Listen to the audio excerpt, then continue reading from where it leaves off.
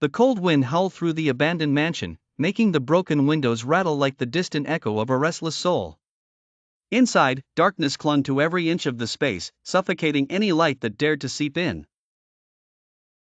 At the heart of this decrepit structure stood Lauren, her breath visible in the chilly air.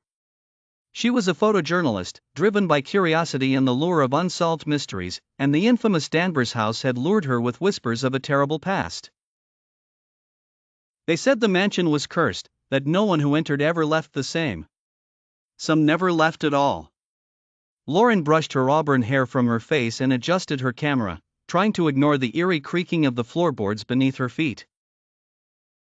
Her guide, an old caretaker named Edgar, had described the house as a labyrinth of sorrow. His words had seemed overly dramatic at the time, but now, standing in the middle of darkness, she felt their weight. "Stay close to the walls," Edgar's voice echoed in her memory. "And if you hear whispering, never, ever follow it." She shivered and gripped her flashlight tighter.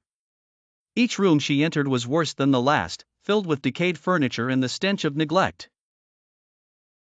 As Lauren raised her camera to snap a photo of a dilapidated chandelier, she heard it, a soft, almost indistinct whisper.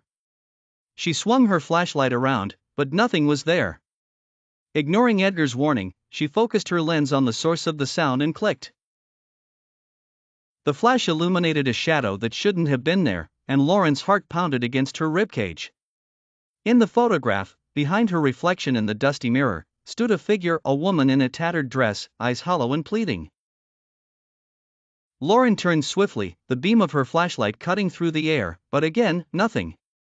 She tried to steady herself, maybe it was just her mind playing tricks. But as she ventured further, the whispering grew louder, more insistent, forming words she couldn't understand.